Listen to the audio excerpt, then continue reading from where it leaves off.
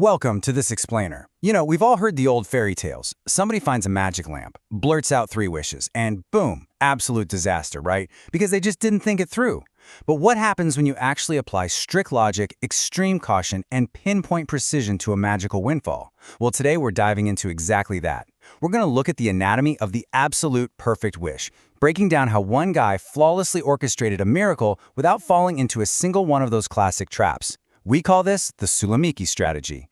And honestly, what I love most about this story is how incredibly mundane it starts. Just look at that number, $8.82. I mean, could you literally buy a brand new life, endless wealth, and true love for less than a $10 bill? Well, 65-year-old John Evans did just that.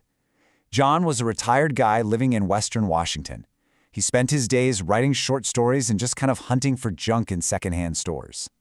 And on what felt like a totally normal, maybe even slightly disappointing Tuesday at his local thrift shop, he decided to gamble on a dusty little find.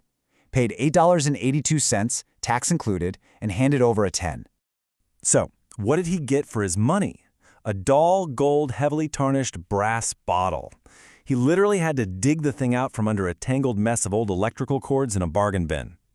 John drags this heavy, grimy find back to his quiet home in Lockwood, figuring, hey, maybe a little brasso polish will turn it into a nice centerpiece. But when he sits down at the kitchen table to really look at the ornate craftsmanship, he realizes the lid is just completely, hopelessly stuck. It is not budging an inch.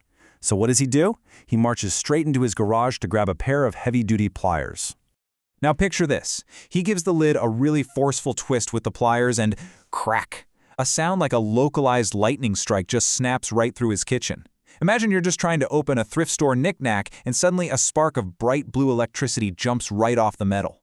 Naturally startled, John drops the bottle. It hits the linoleum floor with a massive thud and just starts spinning like a top, and this loud, rhythmic squealing sound completely fills the air. Suddenly, the totally mundane reality of his kitchen absolutely shatters. Out of this bottle pours a hypnotic, swirling bluish-green smoke, totally streaked with crimson. And the smell, it smells intensely of ozone and ancient spices. As John is backing away, completely terrified, the thick smoke rises off the floor and slowly coalesces. It sharpens right into the towering figure of a man. And boom, here's where we meet our supernatural entity. His name is Suloomeeki. He's an ancient genie, complete with this deep, echoing voice, bound by honor to serve whoever frees him. But here is the slightly hilarious yet incredibly practical reason nobody has seen him in centuries. Suloomeeki reveals he hasn't had a master in 300 years simply because, wait for it, his bottle's cap was physically stuck. Yeah, John was literally just the first person in 3 centuries who brought heavy-duty tools to the party. And just like that, John holds all the reins of power. Now, as we know, genies are all about strict rules, and Suloomeeki is no different. He lays out a very specific 3-step contract that completely sets the stakes here. Rule number 1, the opener is the master. Rule number 2, you are owed exactly 3 wishes. And rule number 3, and this is a big one, once that final wish is granted, there is an absolute, non-negotiable obligation to return the bottle to the market so someone else can find it. Okay, so put yourself in John's shoes for a second. You're 65, you're standing next to your fridge, and you're staring down an ancient magical being. Most people would panic or just blurt out something reckless, right? Not John. John does something absolutely brilliant. He just asks, how much time do I have to think? I mean, talk about practical caution. He treats this terrifying mythic encounter like a major business decision and literally asks to sleep on it. Suloomeeki actually agrees, warns him not to take decades, and then just melts back into the bottle for the night. So, the next morning right at dawn, John is ready. He uses the pliers, opens the bottle, and triggers the exact same dramatic entrance. But this time, the fear is completely gone. He delivers his very first meticulously worded wish. He asks to be exactly 30 years old again, but he adds a totally crucial caveat. He demands to keep all of his memories, his knowledge, and his experiences. He just wants them safely placed into the healthy, strong body of a 30-year-old. And you've got to notice the absolute genius in this phrasing, because this is exactly how you beat the system. Wrapped in this warm, emerald green energy cocoon, John masterfully subverts the classic youth trope.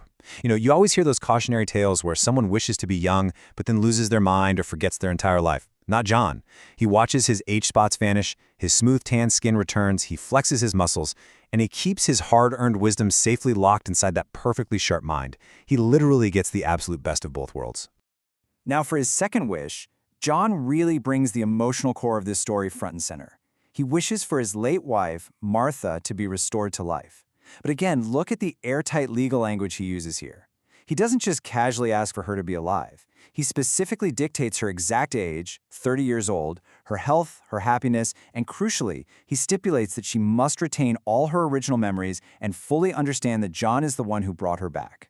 Right on cue, Suloomeeki raises his hands, and this beautiful vortex of shimmering blue and silver smoke forms right next to the rocking chair. And from that smoke, Martha appears exactly as requested. She's wearing her favorite blue floral dress, she's young, she's perfectly healthy, and she instantly recognizes John. They are just weeping with happiness. By being so incredibly specific, John completely bypassed the dreaded monkey's paw trope. You know, those awful horror stories where resurrections go tragically wrong? Yeah, he avoided all of that and engineered a pure, perfect miracle. So with true love and youth totally secured, John's third wish pivots right back to absolute grounding practicality. He doesn't ask for $1 billion, he doesn't ask to rule the world. He simply asks for a sturdy, locking leather suitcase filled with exactly $250,000 in legal tender cash, predominantly in $20 bills.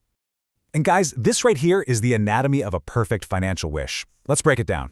Why the suitcase? Secure, immediate transport.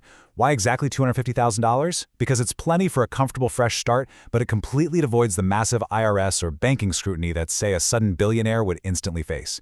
And the real masterstroke? Predominantly $20 bills. Just like John figured, they can spend that money comfortably on gas, groceries, and dinners without causing even an ounce of suspicion. It is practically untraceable. The wish is instantly granted. A heavy, worn, dark brown leather suitcase with a solid brass lock materializes right there on his sofa, absolutely packed with crisp 20s. But as Suloomeeki's voice starts growing faint and he bleeds back into the smoke, he delivers his final, serious reminder. John is now obligated to return him to the market, the genie is pulled back into the bottle, the cap loudly screws itself back on tight, and the magic is officially over. But that contractual obligation, that remains. So John and Martha are now two healthy 30-year-olds with an entire lifetime ahead of them. They pack their new suitcase into the trunk, carefully place the brass bottle back into a plain brown paper bag, and take a drive out north in the warm afternoon sun. They head right back to the exact same secondhand store where this entire crazy adventure started just a day earlier, completely ready to execute a super clever loophole to fulfill the genie's demands without raising any red flags. John strolls right into the store wearing his flannel shirt and walks straight up to the exact same cashier who sold him the bottle yesterday. Naturally, she looks a little confused by this fit 30-year-old guy standing in front of her. But John seamlessly talks his way right through it. He claims he's the grandson of the older man who bought the bottle yesterday, noting that his quote-unquote grandfather decided he just didn't want it and wanted to donate it back to the store for free. The cashier happily accepts the donation, even pointing out the strong family resemblance, which is just hilarious. And with that, the magical contract is fully completed. John walks out to the car feeling lighter than he has in decades. He looks at Martha and just says, "Mission accomplished." They've got a full tank of gas, a literal suitcase full of 20s, and they are off to grab a fancy celebratory steak dinner, totally free to drive off into a limitless, beautifully planned future. John Evans really showed us that magic only truly works when you pair it with solid logic and deep practicality. So, I want to leave you with this thought. If you found Suloomeeki's bottle tomorrow, and knowing everything you now know about the anatomy of a perfect wish, what exactly would you ask for? Think carefully, because the words really do matter.